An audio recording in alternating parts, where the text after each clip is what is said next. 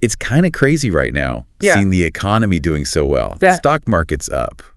Real estate prices are going crazy. Absolutely. It almost feels like everything is perfect. Yeah. You know? Yeah, like an economic utopia almost. Exactly. But then you start to hear these little warnings about a recession coming. And it just makes everyone kind of nervous. Yeah. So what is it? Like, why are people talking about a recession? That's a really good question. When everything seems to be so good. Yeah. And the answer might surprise you a little bit. Okay. It all comes down to like who's really driving this economic growth.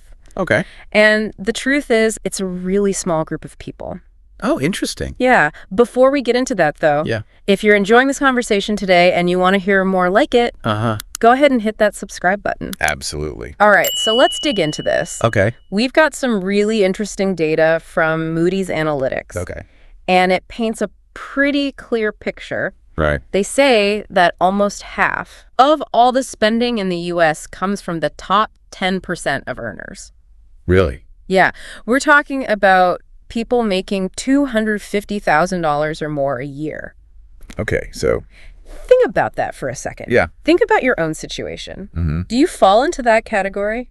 I don't think so. Probably not. And chances are, most of you listening don't either. Right. And that's exactly the point. Yep. This small group of people is responsible for a huge amount of economic activity. Oh, wow. We're talking about a third of the entire U.S. GDP. Okay. Which is basically the total value of everything produced in the country. Gotcha. Now, on the other hand, the bottom 40% of earners only contribute about 10% of spending. Wow, that's a big difference. Yeah, it's a pretty stark contrast. It really shows how much our economy relies on this small group of high earners. Exactly. And it's not just how much they spend. It's also what they spend it on. Think about it like luxury vacations, second homes, expensive cars, those kinds of things. The things people dream of. Exactly. Now, the bottom 40%, they're focused on just covering their basic needs. Right. Things like rent, food, medicine. Yeah. You know, there's not really a lot of room left for what economists call discretionary spending. Okay, so that's spending on things that aren't essential. Exactly. Okay, so we have this small group of big spenders basically propping up the entire economy. Right. But what's wrong with that? Right. So that's where things get a little bit tricky. Okay. The problem is this reliance on such a small group makes the economy really vulnerable. Okay. What happens if that spending suddenly stops? What if those high earners, for whatever reason, decide to pull back? That's a good point. It's a really important question. It makes you wonder why everyone's talking about a recession. Right. Because it seems like the whole thing is balanced on the spending habits of a few people. It's a delicate balance. Yeah. So speaking of spending, let me ask our listeners something. Okay. What if you suddenly had a big drop in your net worth? Okay. Like maybe the market crashed or something happened. Yeah. Would you change how you spend money? Interesting question. Would you cut back on things? Yeah. Would you change your lifestyle? Let us know in the comments. Yeah, we'd love to hear your thoughts on that. And if you like that question, give this episode a like. Absolutely. So economists have a term for when spending suddenly drops. Okay. They call it a correction. A correction. Yeah, think of it like a balloon that's been blown up too much. Okay. Eventually all that air has to come out and the balloon shrinks back down. Yeah. In economics, a correction means a big drop in asset values. Okay. Like stocks, real estate, even things like crypto. Gotcha. And when those assets lose value, who do you think feels it the most? The top 10%. Exactly. They're the ones who are heavily invested in those markets. Right. So if their wealth starts to go down, it makes sense that they would cut back on their spending. Makes sense. And that's where this whole idea of a domino effect comes in. Okay. Or a chain reaction, you might say. I see. Less spending by the top 10% means less demand for all kinds of goods and services. Okay. Businesses start to feel the pressure, and they might slow down hiring or even start laying people off. Wow. And just like that, what started as a little dip in the market can turn into a full-blown recession. It's amazing how quickly it can change. Yeah, it can happen fast. And it's not just businesses that feel it. We're already seeing some signs of this slowdown in the government sector. Oh, wow. Like how? Well, the federal government, they've admitted they overhired recently. Oh, really? And they're actually trying to cut back on their workforce now. So they're trying to save money. Exactly. They're streamlining things. Interesting. So if the government, which is usually a pretty stable employer. Yeah. If they're starting to downsize, could we see the same thing happen in the private sector? Oh, definitely. As things get tougher economically. It's a real possibility. What do you think would happen if there were layoffs everywhere? Well, think about it. Yeah. People lose their jobs. Right. They lose their benefits. Oh, yeah. They might have to sell their homes or cars. Wow. Or even use up their retirement savings. Just to get by. Just to stay afloat.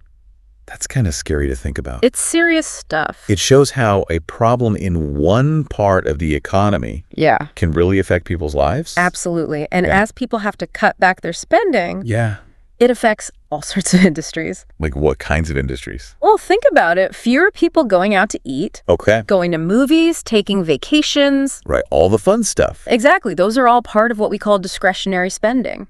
I see. So it's all connected. It really is. But what makes this even riskier now is that asset values are so high. Yes, that's right. Like everything's gone up. It has the stock market, real estate.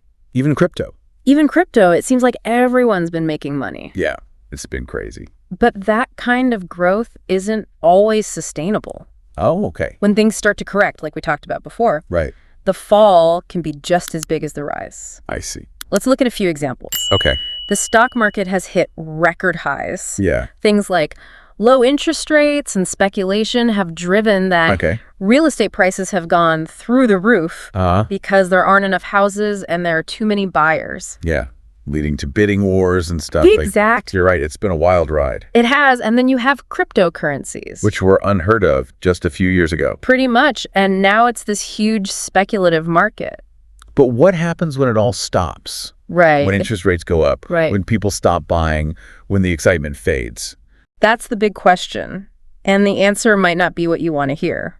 Okay. We could see a huge correction. Oh, wow. And as we talked about, that could have a really big impact on the entire U.S. economy. Especially if the top 10% change their spending habits. Exactly. Okay, so just to recap, we have a lot of spending power concentrated at the top. Right. And that's been driving the economy. Yeah. But if those high earners lose some of their wealth, they'll probably cut back on their spending. Makes sense. And that could start a chain reaction. Right. Leading to a recession. A recession.